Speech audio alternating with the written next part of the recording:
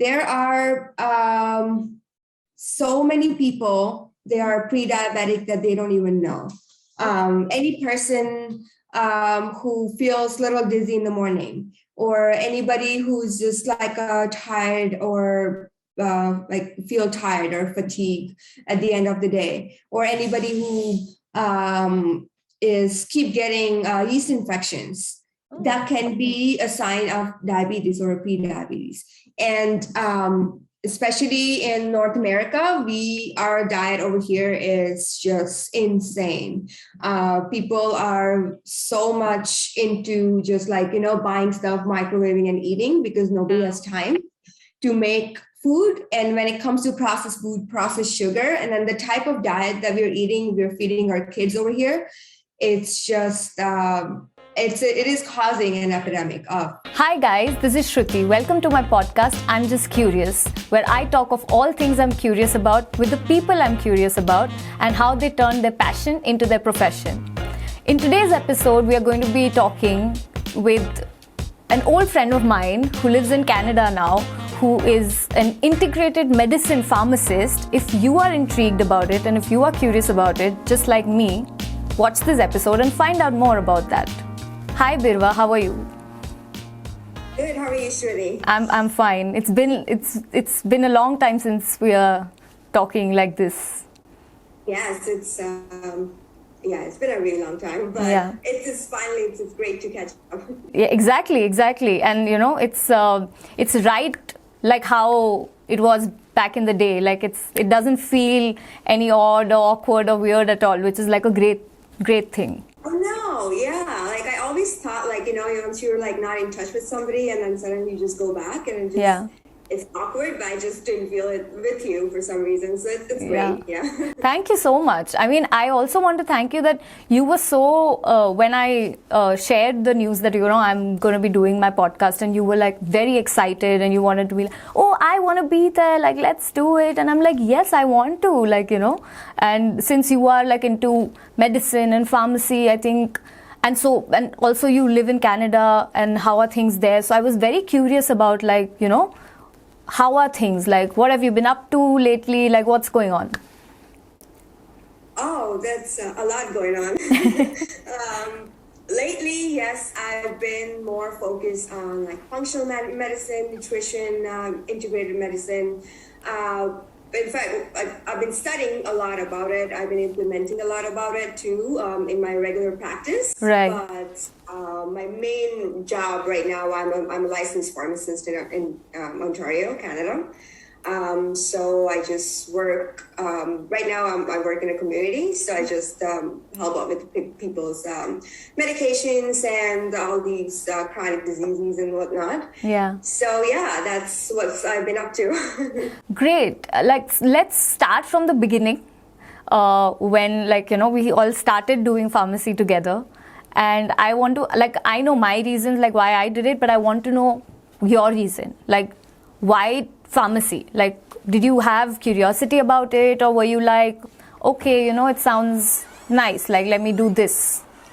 What was it? Do you want me to sugarcoat it or just go straight? No, be real, because people watching, they have, they're real people, they have real problems, everything. So be real. Yeah.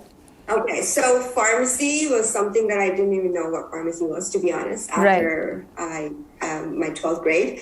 You know how in India, we just follow what our parents tell us to do, and then we just do that. Exactly. My parents actually wanted me to become a doctor, but I was not, I wouldn't say I wasn't bright enough to go to med school. It's just, I was not focused enough at that time. Yeah. And I just didn't want to study that much.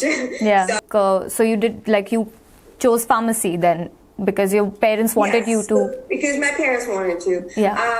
So first couple of years of pharmacy I was like, whatever, I'm studying, I'm getting good grades to just kind of pass by and just wanted to finish it. But then slowly I started to develop some interest in pharmacology, and I just wanted to know more about how drugs do in your life and in your body. Actually, when it goes in. Yes. And I didn't really see there's anything going on in India. To be honest, all you do is just go work for some big pharma company and then just kind of do what they ask you to do. And I didn't want that. It's very commercial, basically. It's not treatment oriented or from a helping point of view, like from healthcare point of view. It's very much from making money point of view. Yeah, it's just about like promoting the drugs and then making money from the pharma company. Like I was completely against it. That's not healthcare. And my parents know like the way I am. They knew that there's no way I'm gonna be able to be happy and like happy with what I do if I stayed in India. So they were like, okay, why don't you just do this? Like move somewhere where you can do what you really want to do. Yeah. So I was like, great. Sure. What are my options? Again. I was like completely dependent on my parents when I was back home. Yeah. And there were options there. There was US. Many of our friends were are still there. Still there. Yeah. Yeah. And so many of our classmates were there, are there now as well, and they're doing amazing. Yeah. But then because for US, there's no way, there is a way, if I want to study another 5 years, I can become a registered pharmacist, like a licensed pharmacist in order to do like a primary healthcare. Okay. All of our colleagues, all of our classmates that we know, they all went to States and then they did their masters and they're working for a pharma company. Yeah. So it was not gonna solve my purpose, what I wanted to do. I wanted to get involved in the community rather than just make money the drugs or making or like adding money on for some billionaires 10th pharma like beach house. You know what I mean? So that's why I chose Canada, and I came here.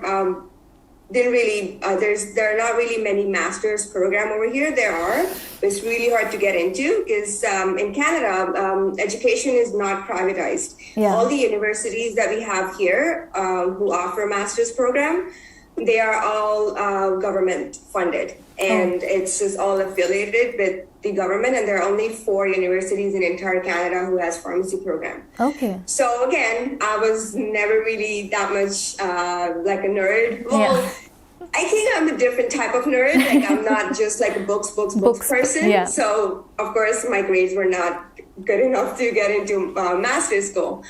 But so I took a small 2 years diploma program. Okay. Just to kind of get to know about pharmacy in Canada. So how it works, what we do, and what are the options for me once I get my license. Yeah. And that also taught me about like everything. And then that also kind of landed me a job as an intern. Okay. So where I learned a lot about how pharmacy actually works in Canada. Okay. And then I did my licensing exams. There's a series of exams that we have to do to get licensed in Canada. Not really Canada, because licensing works provincially. So I'm licensed in Ontario.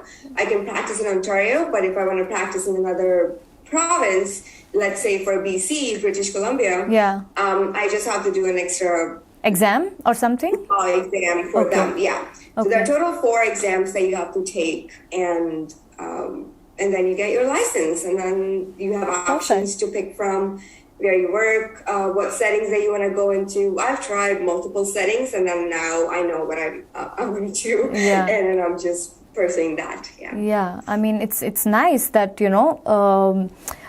I didn't know about like that Canada only has like at that time, I don't think any one of us, we were all clueless a little bit, so I want to know, like, did you find out from someone about Canada, or did you research about it on your own? So, as I said, I asked my parents, what are my options? Yeah. So what they did was they went to, we have these immigration agents, and there was one of these agency that my parents reached out to, and then they gave these options, and then they presented these options to me. And it was Canada was, of course, one of them. There was Australia, there was even the UK and all. So the reason I picked Canada, yes, UK is very similar to what we do here. Okay.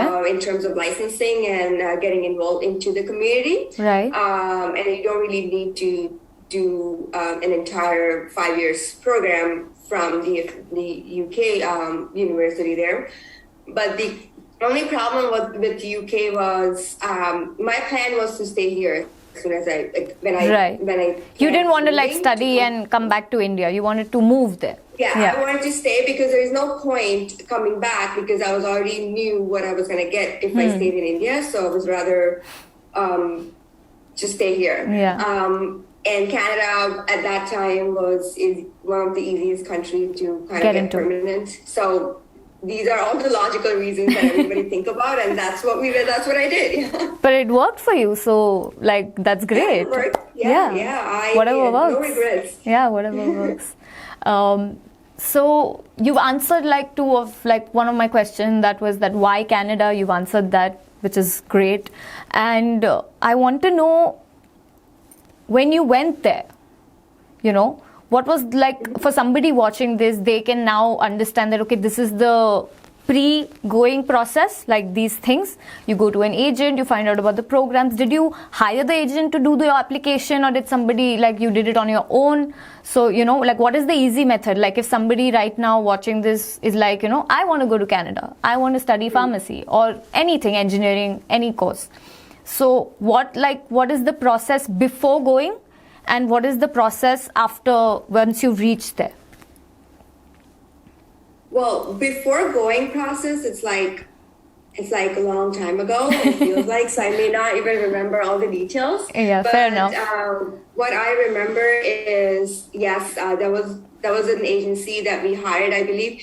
I don't think they charge you money, because they are affiliated with the colleges over here in Canada. So if they send students over there, I believe they get some type of commission or something like that. That's what I've heard. I don't remember because back, like at that time, as you said, like we were clueless and I didn't have to spend any money or I didn't have to pay for anything. So I didn't really care how much it costed, to be honest. It was all my parents took care of it. But if somebody right now is trying to like come here or like, they want to study or anything, not even just healthcare, anywhere else, I would highly recommend to do some research by themselves. Because from personal experience, just because I didn't really care too much or I just followed what they told me instead of me going online and figuring it out. At that time, we were not really like that much into Googling everything and like finding and researching. But what happened to me was I was enrolled in a program that I hated. So I came here, I started school, I did 1 semester, and it was all about chemistry. Chemistry, yes, I'm not saying I hate chemistry, but like just chemistry itself is not my cup of tea. So I just can't do it. Okay. So I literally did 1 semester in this program. I hated it and I withdrew. I didn't, I just completely, I was like, there's no way I can finish this program. And it's not cheap to study over here too. So there's no way I'm wasting my parents' money just on something you don't even like. Finish. Exactly. Yeah. So, and then I found another program that was like so much into what I wanted to do, get involved into Canadian pharmacy system. And that's what, and then I started over. For that, I did all my research and everything. And then, so the degree that I have right now is from my own research. Okay. And the visa that I got to come here was from that agency that we hired in India. Oh, okay. I don't know if that makes sense. Yeah, yes. It does. It completely makes sense. So I would recommend, I would tell everybody, whoever is trying or planning, do your research, make sure that you know every single thing about the course, every single thing about the program, because if you go to these college websites and stuff, you'll find a lot of info, like more than that you need to know. Like every single program will have all its curriculum, what they teach you. Even there are ways you can like directly email to your program coordinators. You can also talk to the alumni of that specific university or the college that you're applying to. Just don't solely focus, like kind of depend on your agencies, because for them it's just a money-making thing, but for you it's your career and it's your life. So make sure that's what I would tell everybody to do your research. Don't just jump into anything that's told to you, because that's what I did, and I wasted like almost 6 to 8 months of my life. No regrets, because it taught me so much. But yeah, it's so if any piece of advice that I want to give somebody, it would be this. Make sure, do your research. You would do that differently, like you would research more before like taking up a course. Yeah, I would have researched more, so I didn't have to waste almost $8,000, and B, not spend 8 months, like waste kind of 8 months of my life. You mentioned that, people should research, and I've been reading this book called Decisive, like how to make better decisions, and it's like I came across the author talks about anybody who's in college, like they go and they sign up a program, because they are interested in that. He mentions this thing that you should, if you want to take up a course, if somebody who's done that course, or a company where you wish to work, just work there as a free intern and then see how you feel about it. The same thing that you said, that you didn't know how you would feel about it, So are there any possibilities ways in which, somebody wants to figure out if they like a program? Are there any ways once they want to go to Canada, but they're not sure which program. So is there any way, have you come across anything which offers that you can work as a free intern to learn about the job, or anything? At the moment, I don't know. There is nothing really specific about it, just a specific internship programs or anything that I've heard of. Okay. But it just, in my case, it just happened because I had that 8 months sitting around doing nothing. Right. So I just went to every single pharmacy in the area, and I just was like, all I want to do is just come in and watch what you do. Yeah. And that's how I got my. And then there are many good people out there who would want to help you. Yeah. But yeah, to get in, you have to enroll in one of the programs. Okay. Because otherwise, you won't be able to get a visa. Yeah, you won't. That's the issue. Right. Makes sense. Yeah. Or you can just take an English program, and for the first, if you have time to kind of spend, so just come over. Get enrolled in a college or a university, get your visa, move, and take first 6 months, maybe take only 2 or 3 courses. Yeah. And so you have more time to do other things, and then try and look for an internship or a volunteer position, and that way you can, if you have the resources, you can do that. Yeah. And even in the programs, you get internships. So with the second program that I chose for myself, I had 3 different internships included in my program. So it was through the university, through the college. But hey, if you don't know if that's the program you want to do, then that's why you want to do your research. Yeah. So if you happen to, if the program works for you, you do have internships that college, you can get from, networking with colleges and everything. Or, the system that a college has inbuilt. Great. Yes. That sounds great. If, when it works for somebody, that system. Exactly. So now you've gone there, you've just reached there, and you found out that you don't like this program, you want to do something else, so you quit. Now how do you start? What do you do after that? After you quit, how did you decide that, okay, what did you do then? So I was in a completely different, it was in a different college that I was enrolled in. And then the course that I wanted to take was in a different college in a different city. Yeah.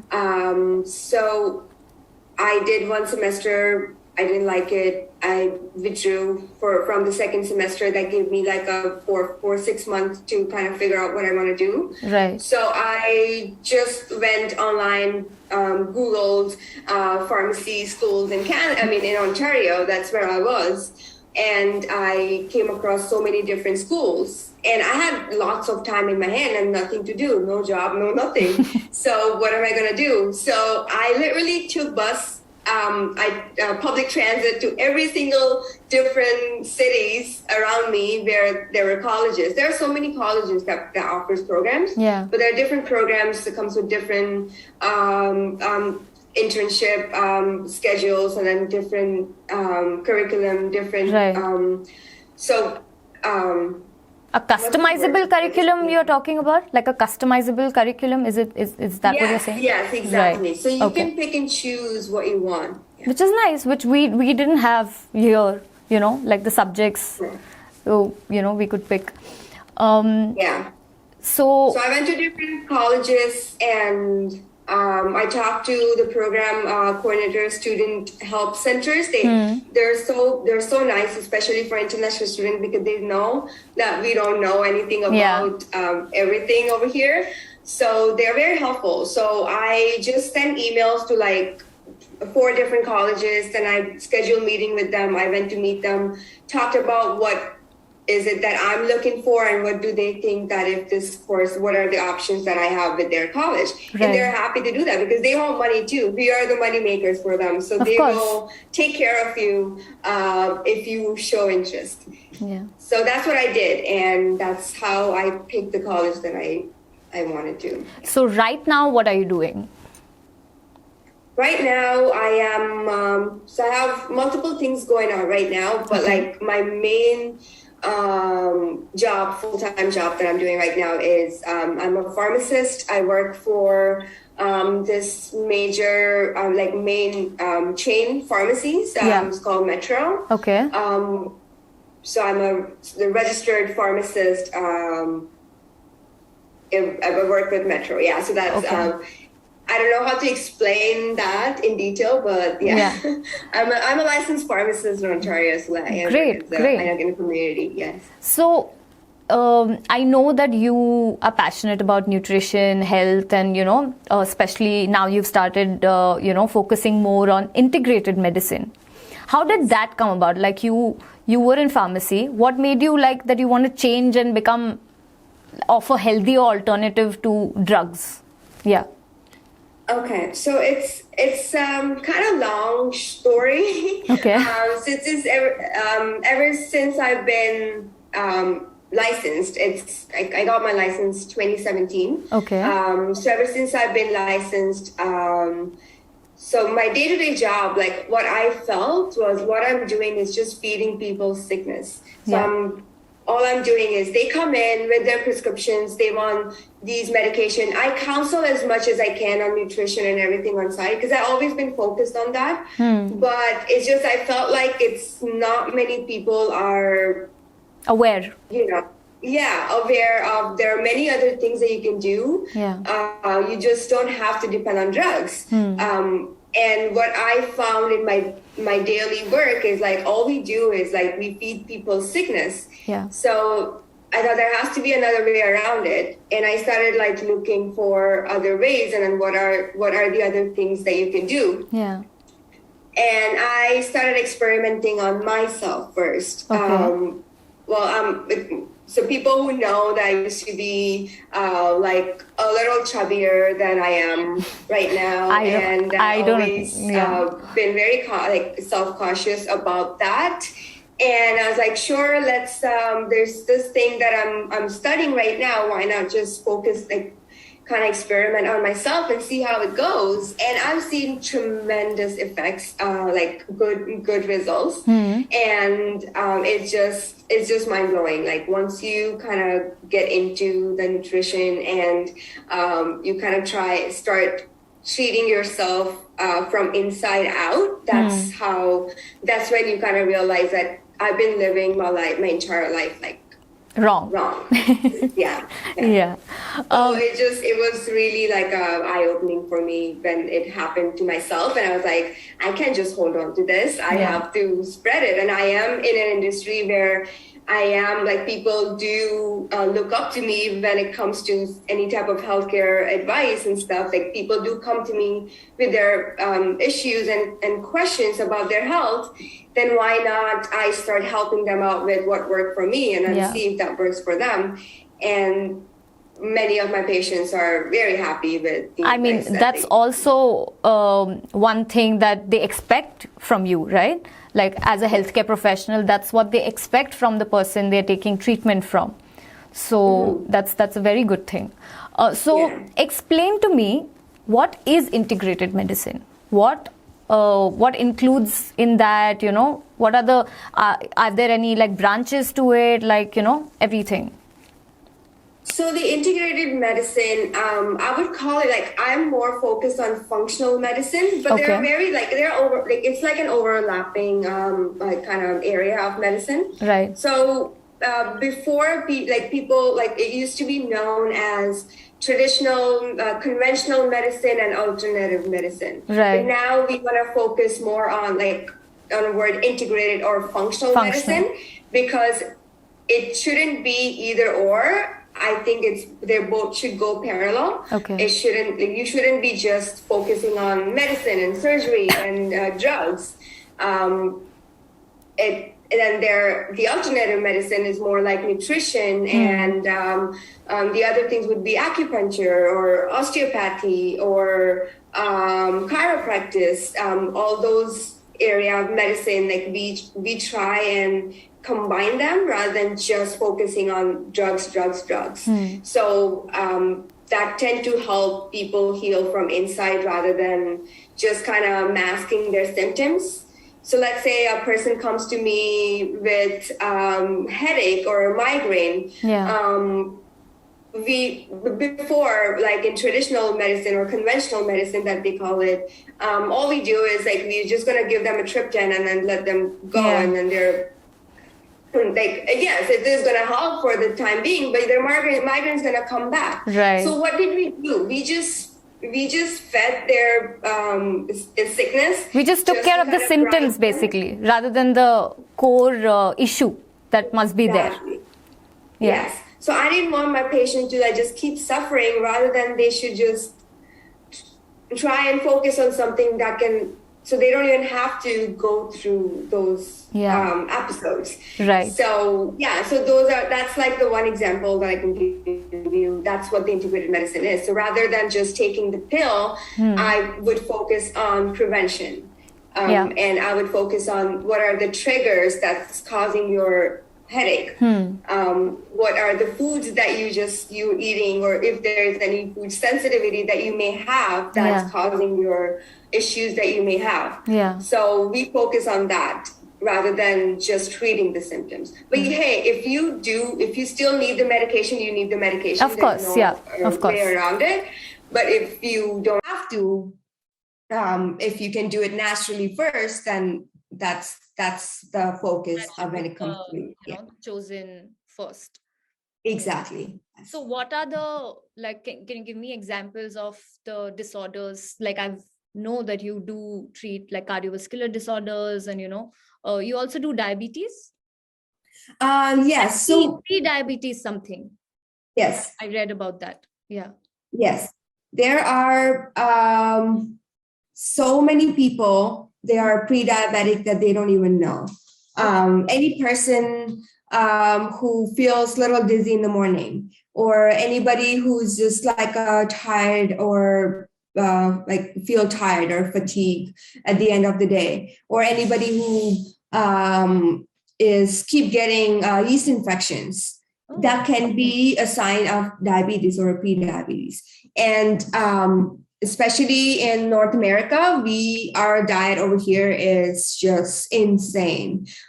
People are so much into just buying stuff, microwaving and eating, because nobody has time to make food. And when it comes to processed food, processed sugar, and then the type of diet that we're feeding our kids over here, it's just it is causing an epidemic of all these chronic illnesses that's out there. Because you're destroying your gut.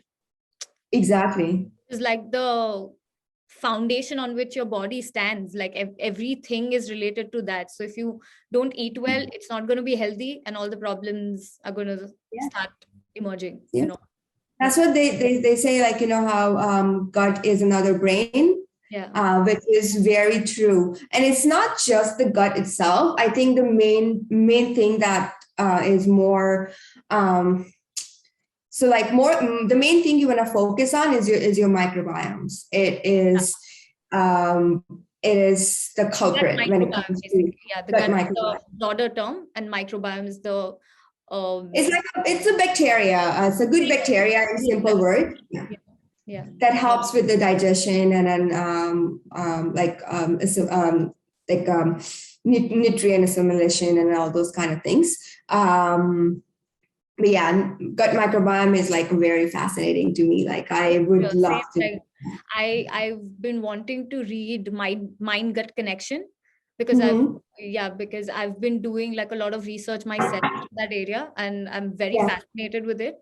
So, and this, which was one of the reasons I wanted to talk to you on the podcast, is because that I have seen you on social media and everywhere, and you know, you also stand for these things that, you know, as you said, healthy medicines, and you know, taking care of your whole body, not just treating the symptoms. Yeah.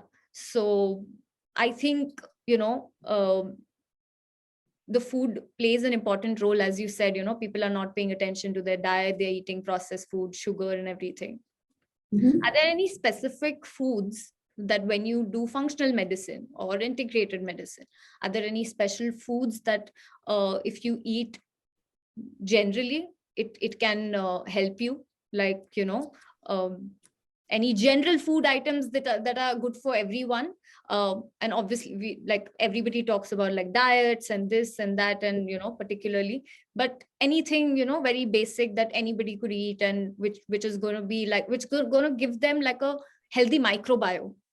Yeah, that kind of. So food important, I mean, good for microbiome. Yes, there are so many, but it doesn't mean that it will work for everybody. When it comes to food, it varies from person to person. I can tell you what everybody should be avoiding, but I can't generalize what everybody should be eating, because everybody has a different type of microbiome. So everybody has different food that works for them. Agreed. So what I can tell you is that what people should be avoiding at any cost is processed sugar. Yeah. That is like one of the silent killer. It's not silent. It's like you can see how many diabetes, like how many heart conditions are there. Any chronic disease we can link that to sugar, 100%. Right.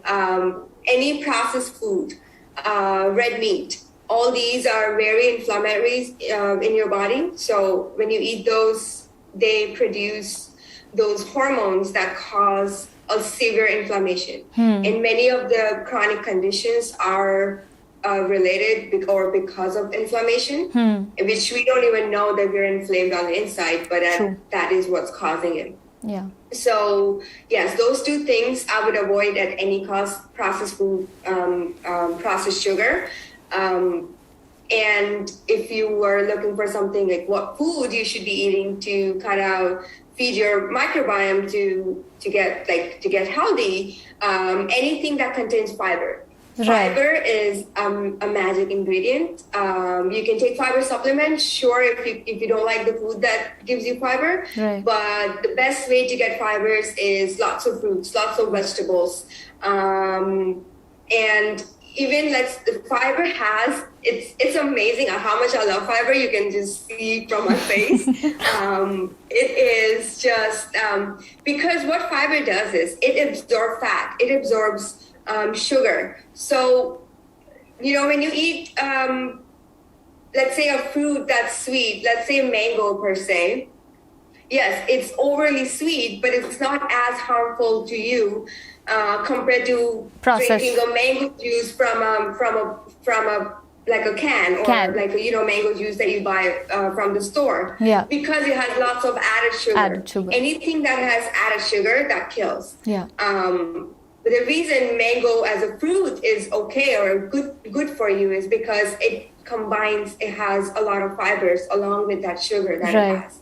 So fiber digests sugar. So even like when I make my smoothies, I add fiber in it because I'm crushing. So say I'm making my smoothie with banana, so I crush my banana because I'm making it in a smoothie. So it cut down all those fibers. The longer the fiber chains are, it's better for the absorption. So I would, and because it cut down all those good fibers, so there's no point of, you're not going to get enough fibers from that smoothie. That's why I add extra fibers in it. So fiber, yes. Sorry, I just key ingredient. Over and over. No. We're doing fine. Fibers are one of the best food or nutrient that you should be eating. You should be taking a lot of fiber in your diet. But you mentioned red meat. I've heard from people that they only consume red meat in their diets. Like I've heard this from a few people, and they pride themselves on eating red meat. Why do you say red meat causes inflammation? Because some people tend to think that it's the best thing to eat for the proteins or like whatever other things. So like I know the red meat diet that people talking about is called Keto Diet, and that I'm against all those diets, like Keto Diet, Paleo Diet, or no carb diet, and no this and no that. It's just ridiculous. I don't know who came up with that, and I do not agree because you need a little bit of everything. You need every single nutrients out there. Carbohydrates or protein or lipids or fats. They are, and then fibers, of course. They are very, very, very important. So, as you know, you're a pharmacist, so you know Krebs cycle, right? Yeah. The protein cycle. Exactly. Yeah. So Krebs cycle, what is Krebs cycle? Krebs cycle is something like that takes carbohydrates and turn into energy. So if you don't eat carbohydrates, you're not going to get energy. It's just, it depends. What matters is how you eat that carbohydrate, or what matters is how you eat that fatty food. So if you were to eat avocado is like a lot of fat. It is a fatty fruit. But it also comes with those fibers. That's why it's not bad for you. Right. If you do eat a cheeseburger, that's like, I think one cheeseburger is like 90% of saturated fat. That deposit directly in your artery. There is no way for it to be processed, get digested. So saturated fat is something that you want to completely avoid. But like unsaturated, polyunsaturated, those omega fats, they are very crucial for your brain, your heart. So avoiding some like one type of nutrient or just focus on the protein, that's what the keto diet is. It's a no-go. I would not recommend anybody do, because it has long-term really bad adverse effect, because those are fairly new. Nobody knew about keto diet or paleo diet, I would say, like 20 years ago. It's just everything, all these things is just people are trying to do what they please to do rather than actually going into roots of like what our ancestors did and like why this is what it is. Yeah. Also, it's more like if one thing works for one person, they're like, I want to like tell this, like it'll work for everybody, So if like I can give you like the simplest of example, like so my mom has this condition of thrombosis, like it's hereditary. So she has to take a blood thinner, warfarin, like all her life. She has to. There's no option. So now spinach, it's harmless. It has fibers also, right? But spinach has spinach has vitamin K, which interferes with warfarin action, which is bad for you. So she's not allowed to eat spinach or anything curry or green curry or anything. So she avoids like kind of green those kind of things the doctors have said, and especially spinach. They've emphasized that don't eat spinach. So, I think... Exactly. So now see, the same thing, like people think that, spinach is fine. People add it in their smoothies and people add kale in their smoothies, but it might not be fine for you. Or it might be fine for you, it might not be fine for somebody else. Like I could eat spinach, but she cannot, clearly, she cannot. So I think with all these keto diets, what happened is that one thing worked for one person because of their body type or, like their genetic system. But then they felt like, it'll work for everybody. And we forgot that, everybody's, microbiome is like a fingerprint. It's different. It's unique to that person. It cannot be generalized that, one thing fits all. Yeah. Exactly. Yeah. And when you compare genetics and microbiome, so did you know, we have less genetics than we have what are little number of genetics compared to all the other epigenetics are you talking about? Are you talking about number of genes that we have? Okay. Yeah. The number of genes a human has is way less than all the other, so many other species out there. Yeah. Compared to microbiome, we have billions of them. So they are the boss. You have to feed them properly, otherwise you're just gonna... I heard that when I started researching and when I found out about microbiome and everything, I found out that from some nutritionist who was giving an interview on some podcast that she did a research and she found out that in the research that we are more bacteria than we are human beings. Because of the microbiome, because of the number of trillions of microbiomes that live in our body. And I was shocked, what is she saying? And she literally said that, we are more bacteria than we are human beings. Everything. And then she also did studies on, she removed unhealthy microbiome from a rat who had diabetes or who had depression even. And, put a microbiome from a healthy rat who did not have depression or diabetes. These are chronic illnesses, people who have them, they suffer a lot. And the symptoms were gone. The rat was completely healthy once the microbiome was replaced.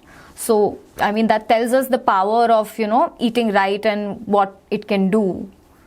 Exactly. Yeah. So, because in people's head, I'm diabetic or I have high blood pressure. Now I have to be on a calcium channel blocker or ACE inhibitor for the rest of my life. No, It's not. You don't have to.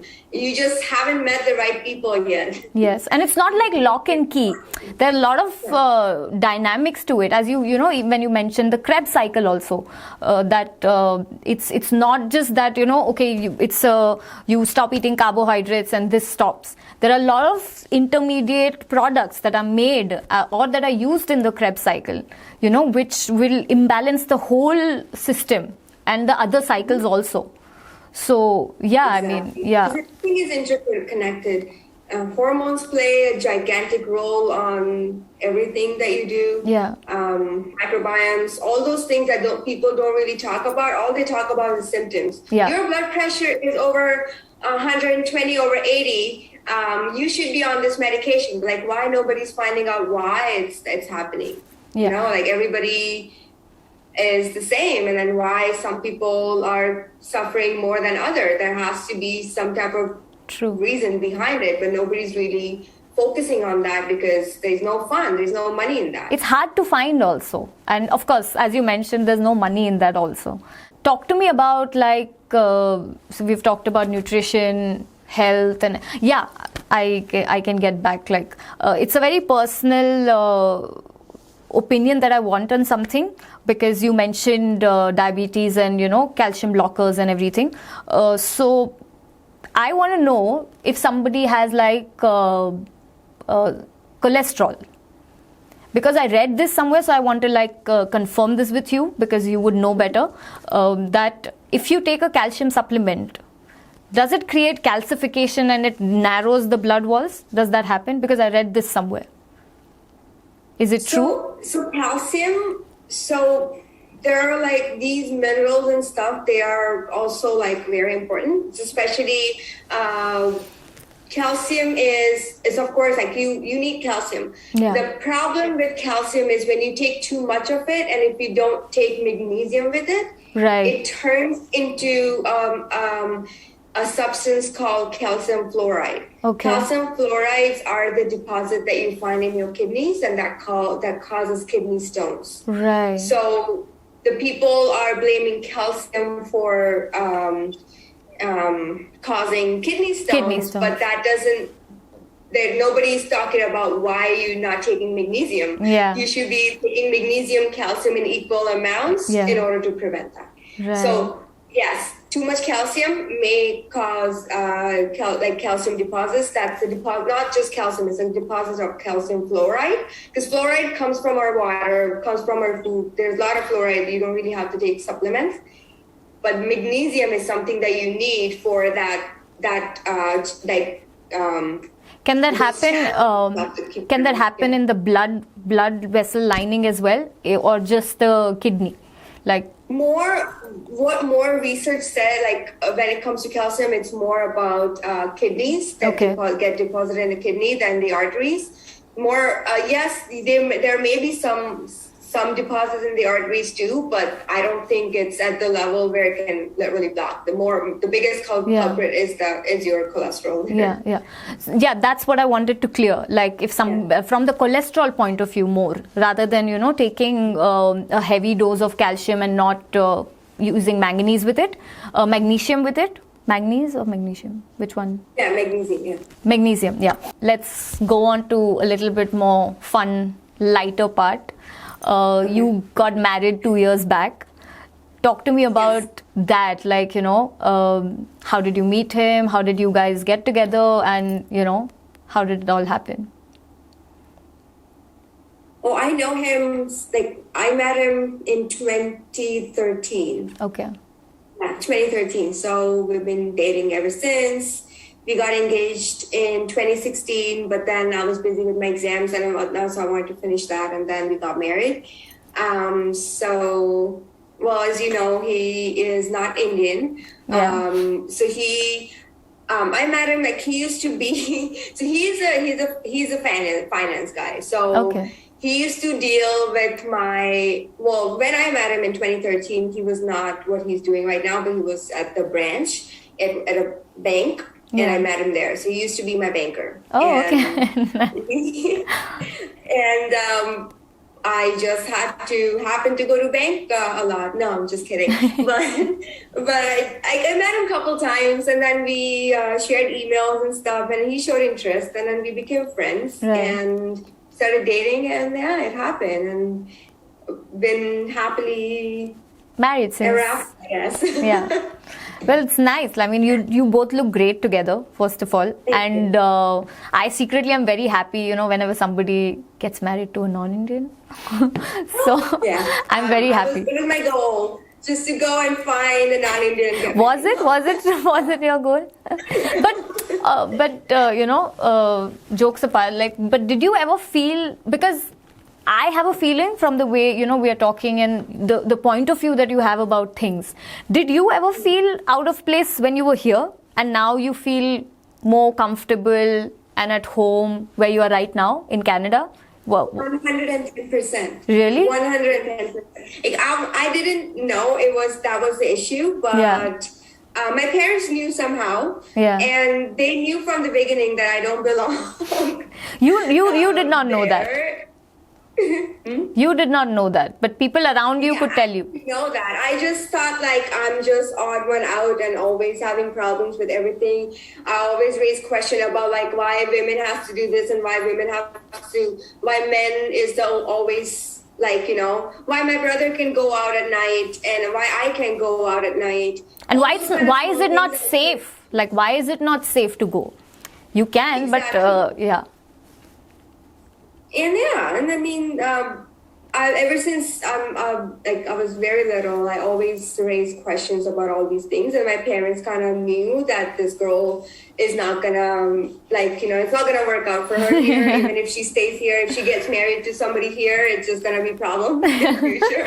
Yeah, that's great. Why don't you just go and figure things out by yourself? And we're here whenever that you need us for. Yeah. But I think I should find my own path, and I did, and it was not easy.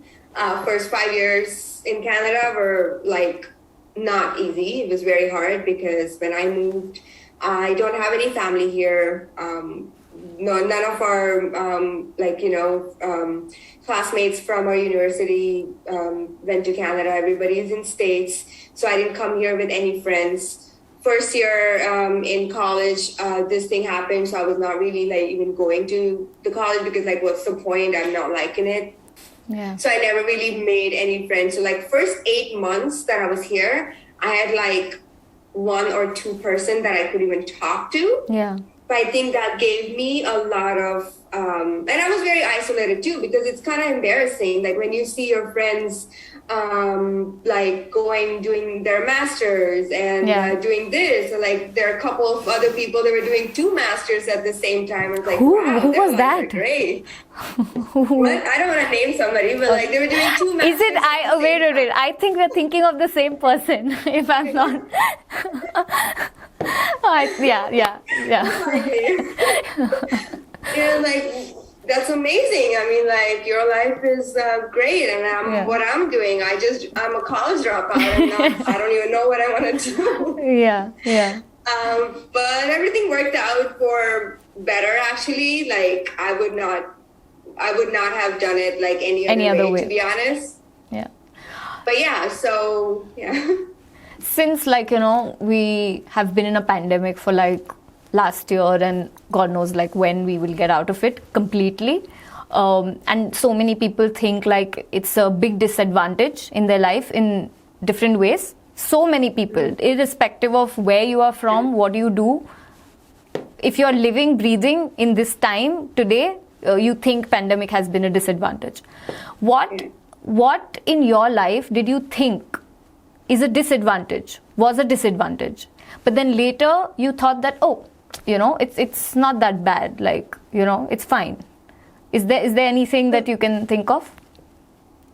This is the same thing. We just kind of like slightly covered it, and it's about how I came to Canada while everybody else went to somewhere else doing their masters. So I was kind of embarrassed, like not embarrassed, but like, how like in India there's like a social status of like what you're doing and like why you doing that, and then what's next. And they have like they want you to know your 5 years plan right now, which I'm not that type of person. I am somebody who go with the flow, and I do what I want to do in this moment. And it just kind of makes you feel at that time, like 5 years ago, I was feeling like, what am I doing with my life? Everybody's almost finishing their masters, and they're landing this high paid jobs and these big companies and this and that. And what am I doing? I'm still working on my license. And I was like, oh, I wish I would have just gone for the masters and not do my licensing and this and that. And at that time I thought that. And then when I got my license and I know what I can do and how much freedom I have to do things that I really want to do because of that one license that I got. And now I feel like, oh, that's great. But like, when you were talking about pandemic, I know it's sad how it has affected so many people's life, but I would like to look at it from a different perspective. Like many things have changed in a good way, especially in my life. Like since last 2 years, since there were not many social gatherings and not many like obligations to like be somewhere or like do this or like kind of show off that like, hey, this weekend you did that weekend you did this and this and that. I think it just kind of gave me some time to kind of like focus on myself more. And then that's like, I think 2019 is when I actually started like thinking about nutrition and stuff. And then 2020, I got very sick in January or February. I think I had COVID. I don't know if it was COVID or not, but that was the worst sickness that I've ever had in my life. And ever since then, I started like putting it on myself and I felt great. And I think that happened for a reason for me. And then now I'm so much involved, and I have. Yeah. So we're almost, about to finish our conversation. But before that, like I would do this like quick 5 questions, which I do like with everybody, because I would also like to know more about like things that you are curious about, like how I'm curious about things that you are doing. So I would like to more about like what other things that you find curious about life in general, apart from nutrition and medicine. So what's the one thing that you're curious about apart from medicine, nutrition, currently, or before this? I want to break down, try and find out the secrets of digital marketing. That's something that I'm apart from. Nice, interesting. Yeah. Interesting. What's the one person that you're curious about, living or dead? Anybody? One person. That's a good question. That you were like, what went through this person's mind? Like, There are so many, but there's one person that I would like to get into their mind would be, I don't know if that you know that person. Her name is Radhi Devlukia. She's, yeah. I would just want to know that person. Jayesh Shetty's wife, right? Yes. I just want to know that person. That person is just so, I don't know, her energy is just great. Like it just kind of. I agree with that. Her energy is great, and it comes across, when you watch her videos and everything, she's very like a positive, lively person, and it comes across very beautifully. Yeah. Good choice, by the way, of person. Yeah, it's just like I don't want to like name those big names out there. Like somebody like just like you and me. Why not, right? Yeah, definitely. What's the one technology that you're curious about? Sorry, you were cutting off. What's a new upcoming technology, or like a very recent technology that you are curious about? Blockchain. Right. Okay. That makes bitcoins and all those cryptocurrencies. That is very fascinating. Yeah. What's the one place you're curious to travel to? Anywhere. You take me anywhere to anywhere close to beach, but like there's one I go to is Greece. Oh, nice. Never been. Since you are into nutrition and healthcare, and what's the one book recommendation in nutrition or something other than that you've read that has helped you, impacted you in a positive way, and you feel like, oh, this book everyone should read, like it's like a must? There are multiple books like there. I can't name one. There are many. I've read a lot of books about nutrition. There are so many good ones out there. Anything that comes to your mind on top of your head, just randomly? My favorite book so far is "You Are a Badass." Sorry, it's by Jen Sincero. It's like a self-help book. Okay. It just kind of puts you in that next level. It gives you that energy that makes you feel like you're. Just to say in short, like what is it about? Like Jen Sincero. Yeah, I can send you the details. Okay. Great then. So we've already almost like reached the end, and there's just one thing left. Since I'm doing this for the first time, is there any feedback that you want to give me, like or any feelings that you want to share, any last minute thoughts, anything you want to share, anything? It's just been you're a great interviewer. Like it comes natural to you for some reason. It's great. The only thing I would say, like I think your video has been on and off. So it can be a little distracting. Like, since we are friends, I just want to let you know. Yeah.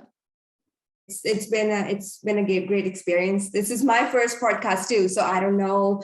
I don't know what else to expect, to be honest. But you did great. Like you were very spontaneous and very open. Yeah, you did great. Yeah. I just wanted to be myself and like tell you the story rather than like sugarcoating and like tell you all the good stuff. Yeah, I'm so glad like we could do this, because in college I don't think when we were doing pharmacy we never spoke like this. we never sat down and talked about these kinds of things, because Yes. now when you talk about like things that matter to you in healthcare and nutrition, I have always believed in those things, and but we never sat down, or we never like talked, to find out, or get to know each other better. Mhm. So I feel like it's a great thing that we are like, we live in different countries, we've not spoken like for a while, but still we could talk like this, and and Exactly. yeah. So thank you so much for taking the time and doing It's been a pleasure. Yeah, same. it was amazing. Yeah, Yeah. I agree. The pleasure's mine as well. So yeah, thank you, and I hope to doing more of these chats with you, hopefully. Absolutely. Yes, it will be fun. I hope season 2, season 3, season 4. Yeah, and you're like, for the next step, whenever we do that, like we can leave like a cliffhanger. You're also into beauty and clean beauty, so next time Yes. hopefully we'll talk about that part of your work and everything. Yes. Yes, absolutely. It's in very infancy right now. So yeah, hopefully by next time when we talk, I will have more to talk about that too. I would love to. Yeah. And hopefully one day we can sit in person also and talk, instead of on camera, on a laptop. Let's hope. Yes, soon, or you can come here. Yeah, whenever. Our door is always open. Same here. Like